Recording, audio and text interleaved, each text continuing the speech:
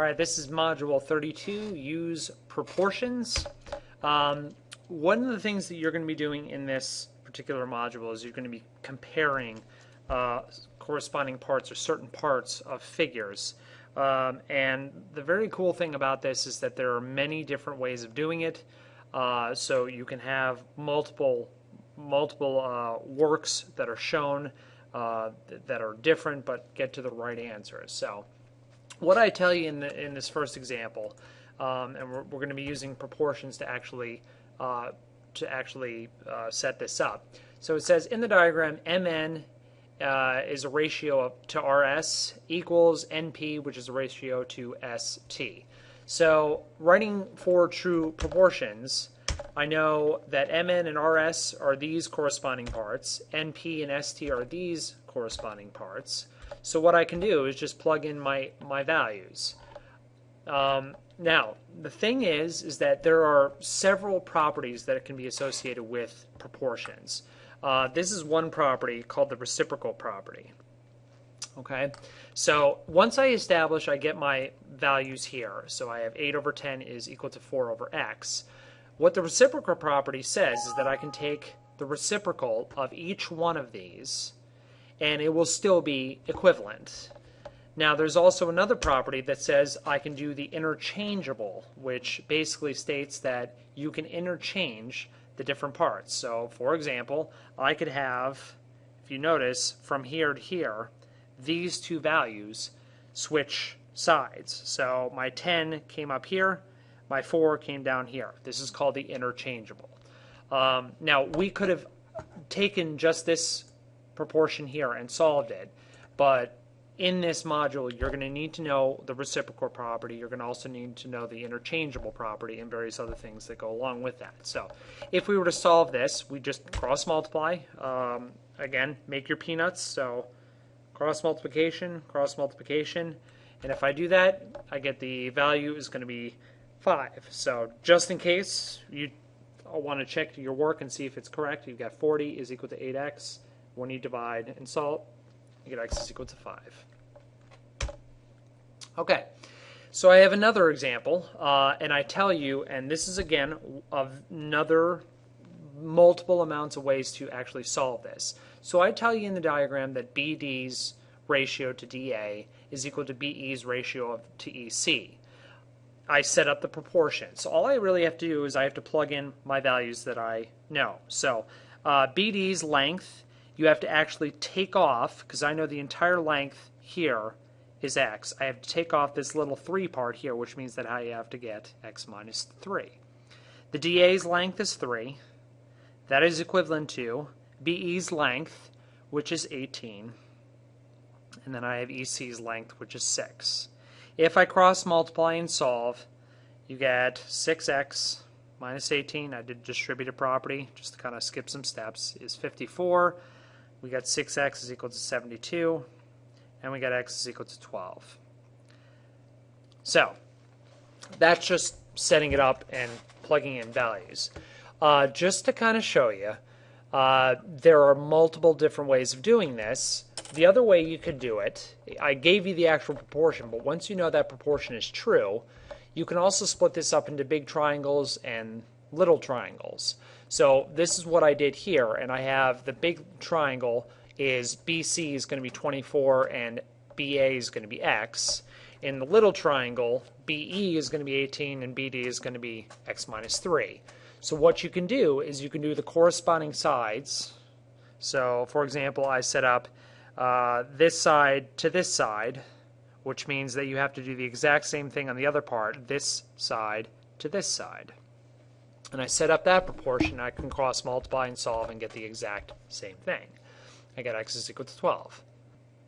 Okay, the other way to do it is to actually take this figure, and you can take the entire length of x is to the entire length of the other part of the triangle. So that's the large triangle. And then you can write a proportion or a ratio with the two smaller parts. Since I started at the left over here and then went to the right over here, that means I have to do the same thing. I start here and then I go to the right here when I set up my proportion. But again, if you cross multiply and solve, you get the exact same thing. So when I solve, I'm trying to find the lengths of BA and BD, which I already did down here. But BA, that's my x value. And BD, you just do the total length minus 3, and you get 9. So I found my two lengths. We have example 3. It says find the scale of a drawing. First thing we need to know is scale drawing. Is a drawing that is the same shape as the object it represents. This is typically used in maps. This is also typically used in construction diagrams when people are building things. So we have the blueprint shows a scale drawing of a cell phone. The length of the antenna of the blueprint on the blueprint is 5 centimeters. The actual length of the antenna is 2 centimeters.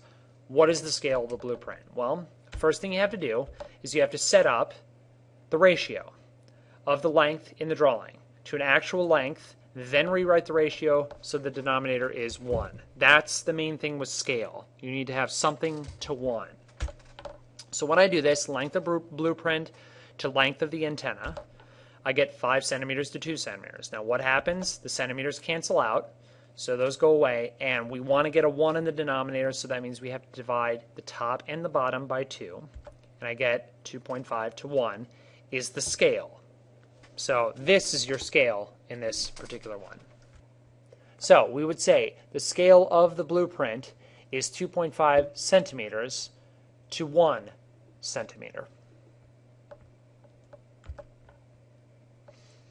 Okay, so we have, again, scale of map. At the right is 1 inch to 26 miles. Find the actual distance from Pocahontas to Algona, which means you need a ruler. So what we do is we basically say use a ruler. The distance from Pocahontas to Algona is, on the map is about 1¼ inches. Let x be the actual distance in miles. So now we have to set up a proportion. So we set up a proportion. We say 1.25 inches is to x miles. That equals 1 inch for every 26 miles. So we have the distance on the map to the actual distance in our ratio. So, and once you establish, for example, I established distance on the map was the top one and actual distance was the bottom. You have to be consistent. You can't put, for example, you can't put inches on top, miles on the bottom, and then switch these two. That would be bad, and you would get the incorrect answer. So keep them consistent as you go. So once we do this, again, cross product property or cross multiply, you make your peanuts. And once you cross multiply, you simplify, you get 32.5, which means the actual distance from Pocahontas to Algona is about 32.5 miles. So that's a good way of using scale and in real world application. Okay, this is one of my favorite problems that we do in this module. It's taking a scale, and one of the things that you will probably find that you will be doing is you'll be building things maybe when you become a homeowner, and you'll have to represent them in some way to kind of figure out how much in terms of materials you need. So this is a great exercise in order to figure out and have that skill. So it states you buy a 3D scale model of the Reunion Tower in Dallas, Texas. The actual building is 560 feet tall. Your model is 10 inches tall. And the diameter of the dome on your scale model is about 2.1 inches. So, first thing I'm asking is the diameter of the actual dome. So what do you have to do? You have to set up a proportion. We have, again, have 10 inches to 560 feet. We go inches to feet.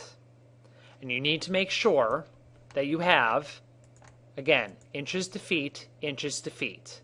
Once you've established that, you have the measurement on the model and the actual measurement. You keep that consistent from top to bottom on the left and on the right of the proportion. We can use cross product property. Again, use your peanuts. And when you do that, you solve, and we get the diameter is about 117.6, which means that it's going to be 117.6 feet, or around 118 feet for the actual diameter.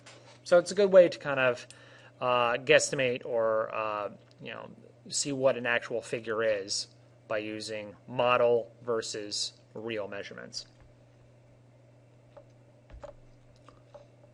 Okay, so what if I asked about how many times as tall as your model is the actual building? So this one takes a little bit more. So we have to simplify a ratio with unlike units. You're going to multiply by your conversion factor, which means this is an Algebra 1 skill. So you have to basically take 560 feet is to 10 inches, or 10 inches is to 560 feet. It doesn't really matter.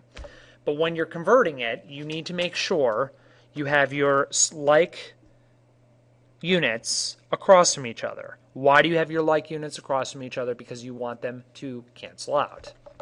So once you do this, we get about 672 times as tall as the model. So again, in conversions, you need to make sure, again, your units, your like units are across from each other, and also that you're being consistent. And if we wanted to, we could have set this up originally at 10 inches for every 560 feet, but we would have to do the reciprocal of the conversion as well. So, but again, you will get the same answer regardless. Okay, so two cities are 96 miles from each other. The cities are 4 inches apart on a map. Find the scale of the map. So this is one of those things. You just have to write out, it says find the scale of the map. So all you do is you set up a 4 inches is to 96 miles. When you do that, you get 1 inch to 24 miles. Simplify it. And that's it.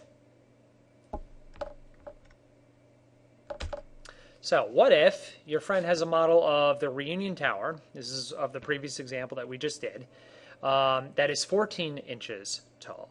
What is the diameter of the dome on your friend's model?